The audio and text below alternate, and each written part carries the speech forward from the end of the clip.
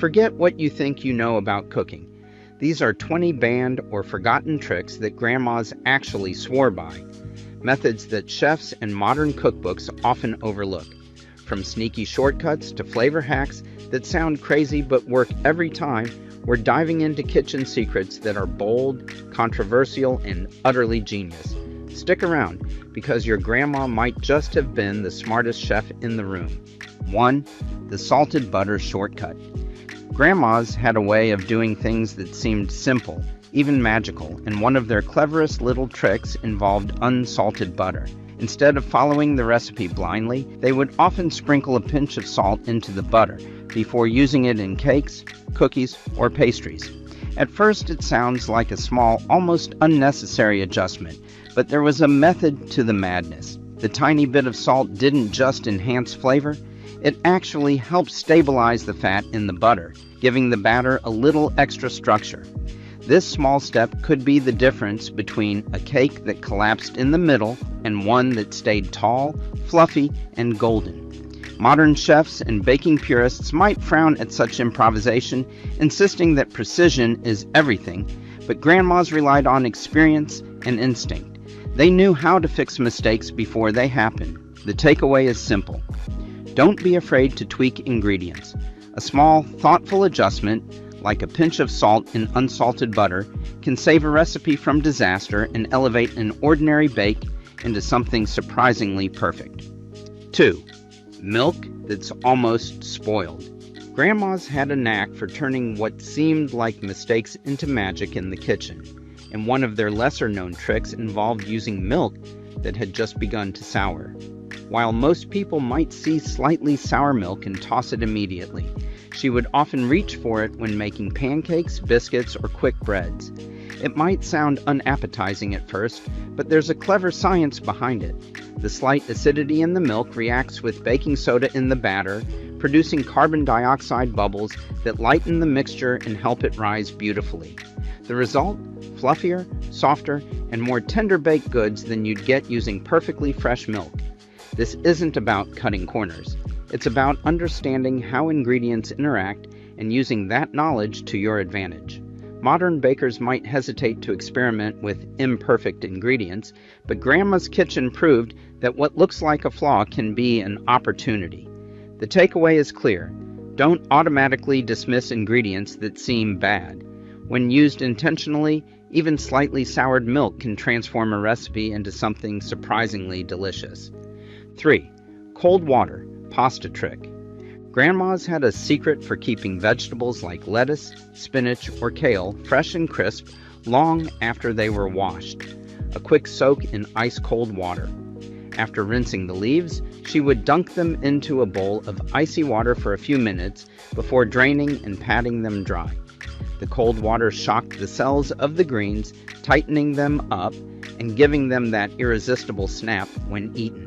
Modern cooks often focus on fancy storage solutions or pre-washed greens, but this old-school method worked every time and didn't require special equipment. Beyond keeping the vegetables crisp, the cold water also helped wash away tiny dirt particles and even minor pesticide residues, making the leaves cleaner and safer.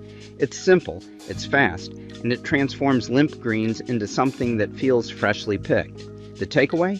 Sometimes the most effective kitchen hacks aren't complicated or high-tech. They're just about understanding how ingredients respond to temperature and using that knowledge to your advantage.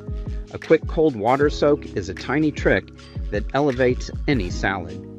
4. Soaking meat in soda. Grandmas had a knack for turning tough, chewy cuts of meat into tender, flavorful dishes, and one of her secret weapons was soda. Yes, the fizzy stuff. She would pour cola, ginger ale, or even plain carbonated water over the meat and let it sit for a few hours. The carbonation gently broke down the protein fibers, while the mild acidity enhanced the natural flavors of the meat. To modern food purists, the idea of marinating with soda might seem like culinary blasphemy, but in Grandma's kitchen, it worked every single time. The meat emerged juicy, tender, and slightly caramelized when cooked, with a depth of flavor that was almost impossible to replicate with traditional marinades alone. It wasn't about following rules, it was about understanding how ingredients interact. The takeaway? Sometimes the most unconventional ideas, even ones that seem too strange to be true, can elevate your cooking in surprising ways. Don't be afraid to experiment. That fizzy soda could turn a humble cut of meat into a dish worth bragging about. 5. Scraping the pan for flavor. Grandmas instinctively knew that the best flavors were often hiding where most people didn't look, in the browned bits sticking to the bottom of the pan after frying meat or vegetables. Rather than scrubbing the pan clean, she would pour a little water, stock, or wine into the hot skillet and scrape the bits loose. The liquid absorbed all that concentrated flavor, transforming into a rich, aromatic sauce that elevated the dish without any extra effort. Modern chefs have a term for it, fond, but for Grandma it was just practical, intuitive cooking. Those leftover scraps weren't waste, they were concentrated flavor waiting to be rescued. The takeaway? Always pay attention to what seems like trash in your kitchen. With a little creativity, even the tiniest leftover bits can turn into the most memorable, savory elements of a meal. It's a reminder that flavor often hides in plain sight, waiting for someone clever enough to unlock it. 6.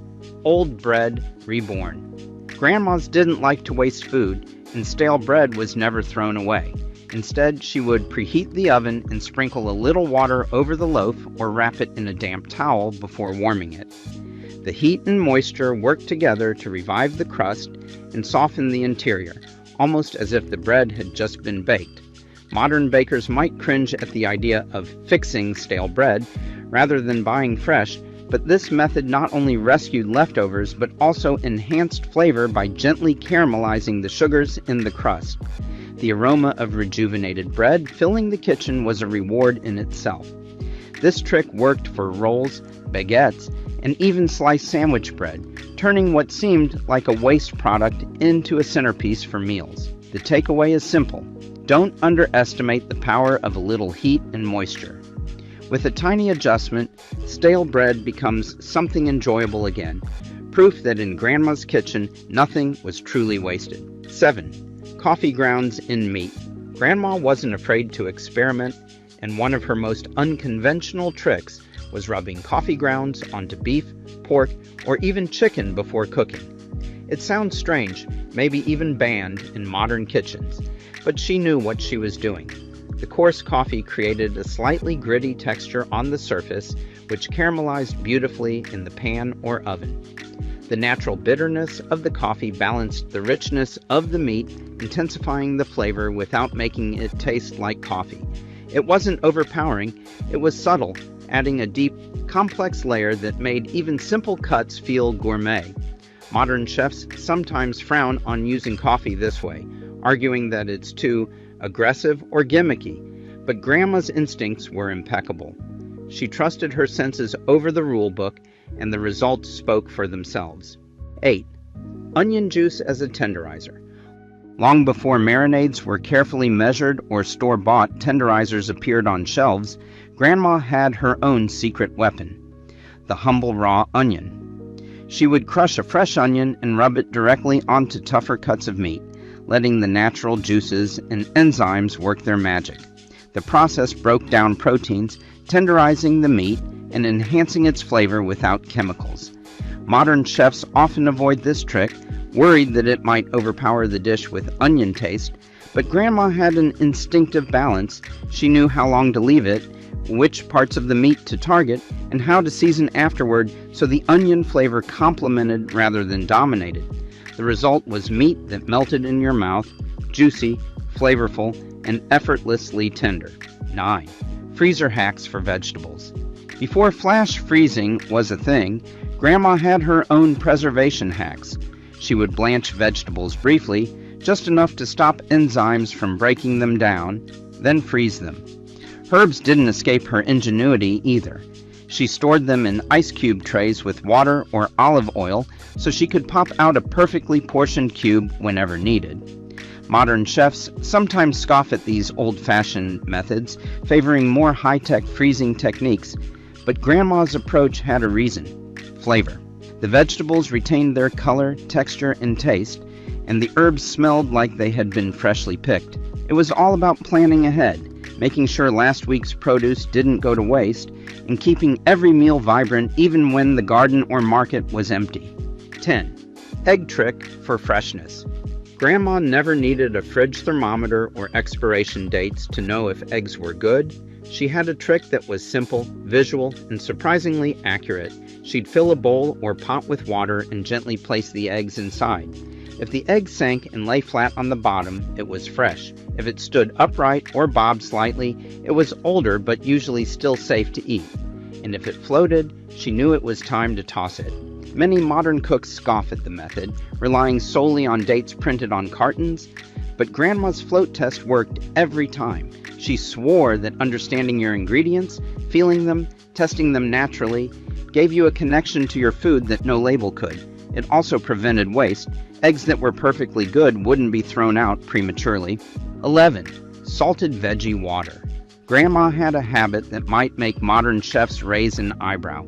She added salt to the boiling water when cooking vegetables, then, just before serving, poured a little of that salted water over the plated vegetables.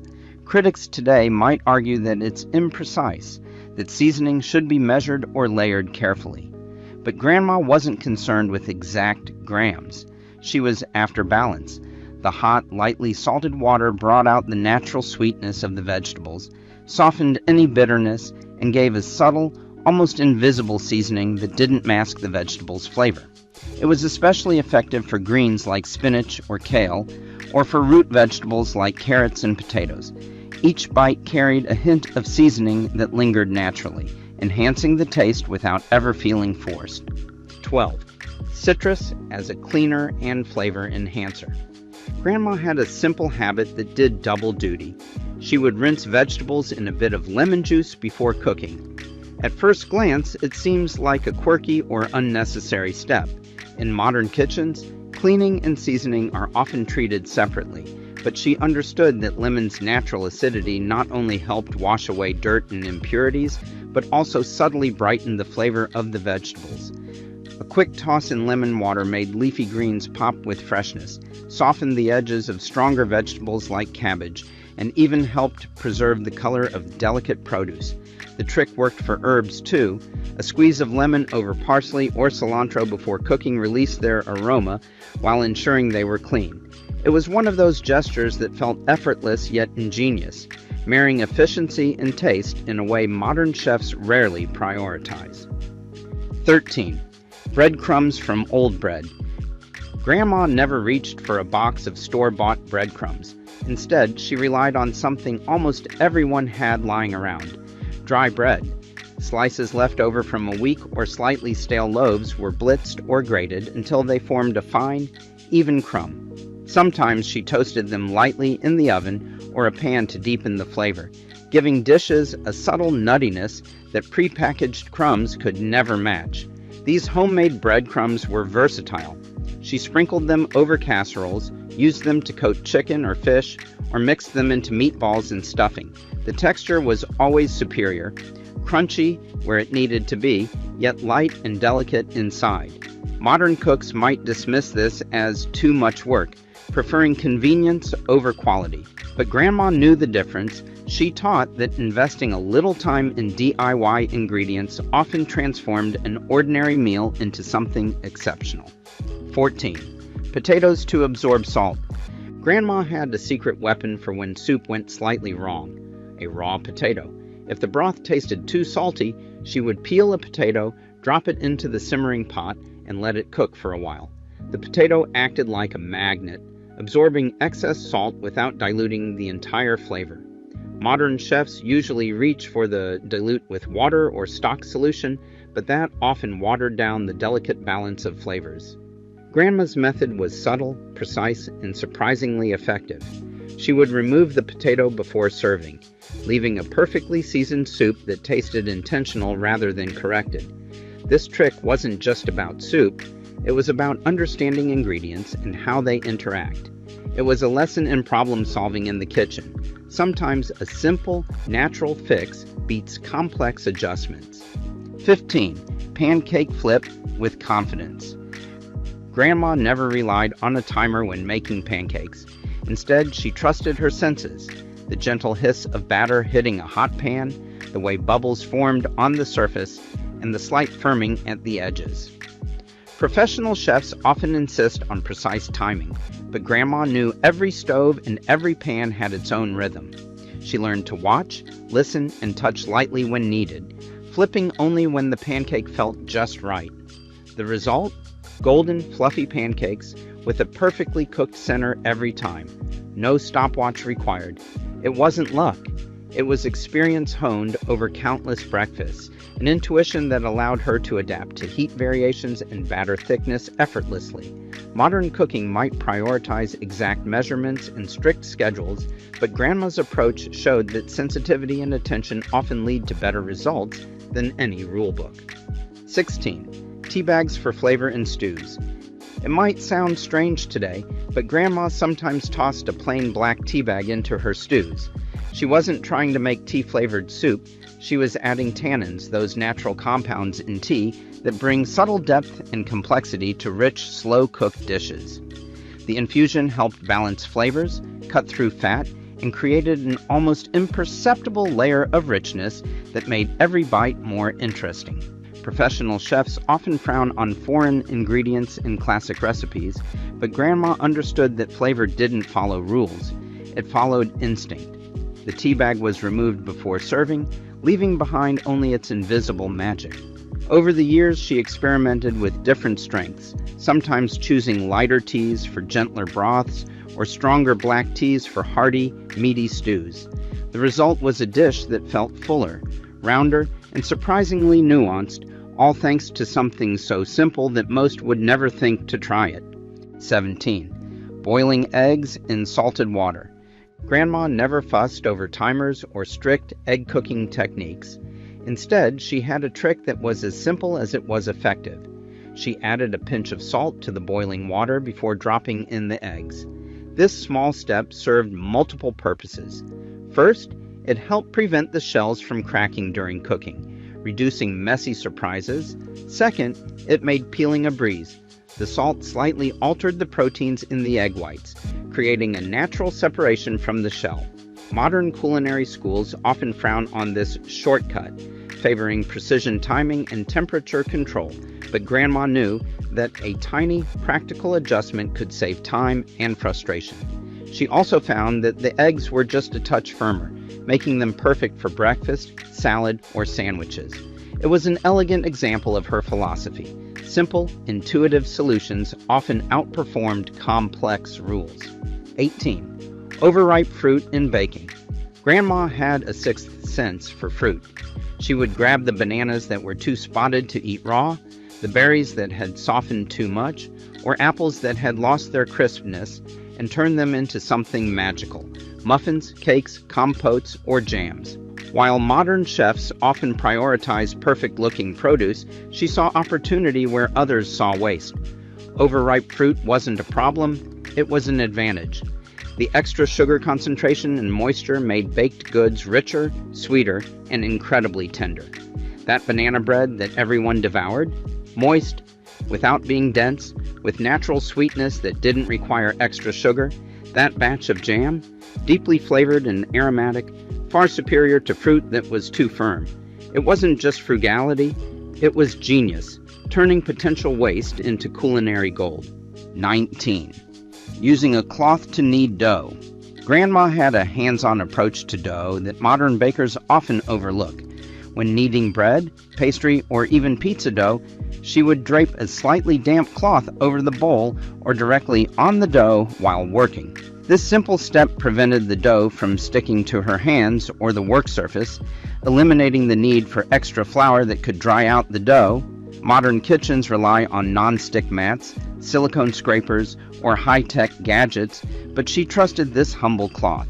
Beyond convenience, the damp covering also helped maintain the dough's moisture, keeping it supple and elastic, which resulted in a softer, better risen loaf.